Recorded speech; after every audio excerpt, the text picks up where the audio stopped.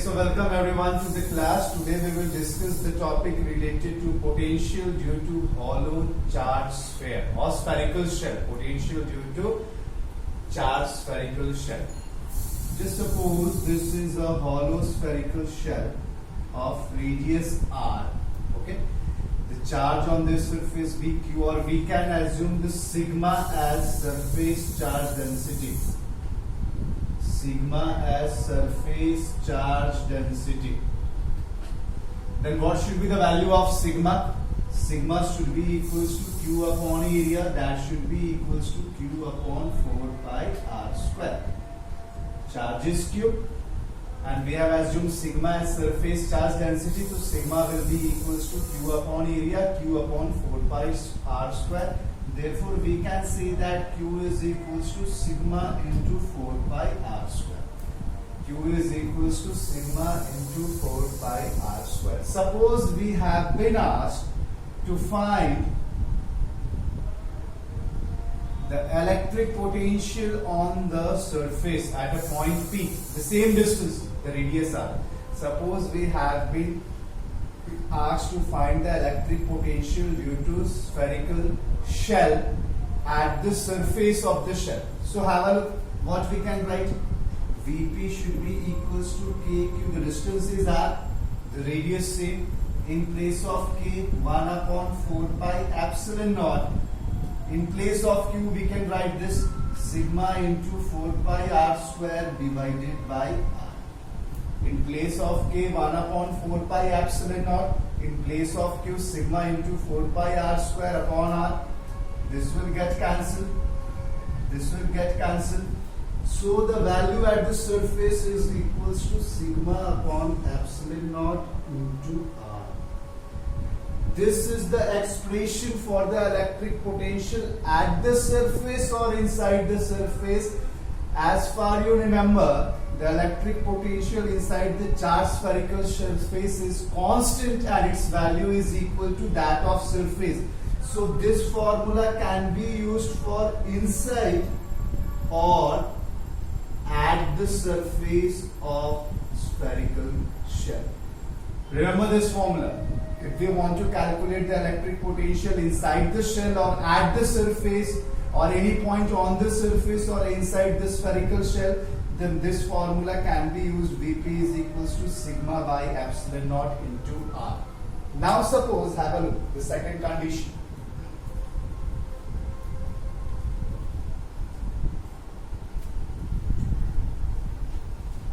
Now let us see the second condition. Suppose if we want to find out the electric potential, this thing will remain same. So I am not erasing it. Suppose we want to find out the electric potential outside of the shell. Same shell, radius r. Now the point P is outside. Have a look. This is out. We want to find the electric potential at point P, which is outside of the cell.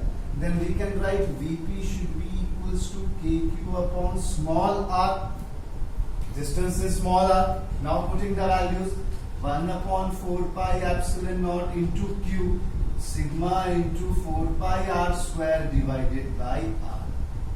So this will get cut and the value will become sigma upon epsilon naught r square upon r. So this is the value for the electric potential if we want to calculate outside of the spherical shell. For the inside, we will write both the formulas and let's solve one question regarding to inside and outside both. Have a look at it.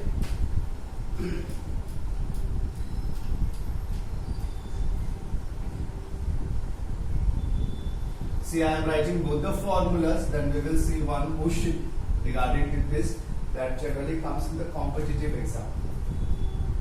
For inside or at the surface, this was the value.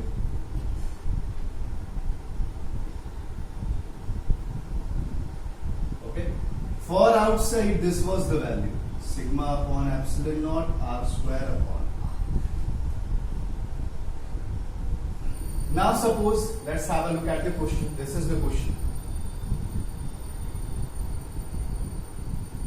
There are three spherical shells of radius A, B B and C. The surface charge density, suppose this is plus sigma, this is minus sigma, this is also plus sigma, and it has been told to find the electric potential at point P. Have a look. There are the three shells. First one is of radius A, second one is of radius B, and third one is of radius C. And we have to find the net electric potential at point P. So we will find the electric potential due to these three cells. Then we will just add, because electric potential is a scalar quantity. Now for a look one, for the smaller one, have a look at the smaller one.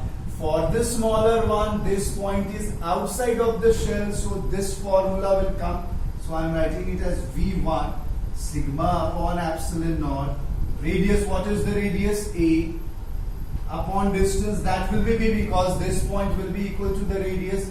So for the smaller one, this formula will be applicable as this point is outside of this shell. For the second one, the point is on the surface, so for the surface formula we can use this one. Vt is equals to sigma upon epsilon naught. What is the radius? B. For the third one, the point is inside, so for inside again this formula, sigma upon epsilon naught into C. The radius is C for the third one. Now the total electric potential will be given as V1 plus V2 plus V3. What is common in all? Sigma by epsilon naught. Okay, minus, I have forgot to keep minus here because it was minus sigma. So what will be left? A square by B minus B minus C. So this is the required, plus sigma minus sigma plus sigma. So plus minus plus.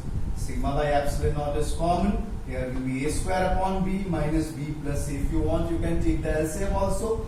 But this is the required expression. In this way, we have learned how can we use these two formulas of spherical shell.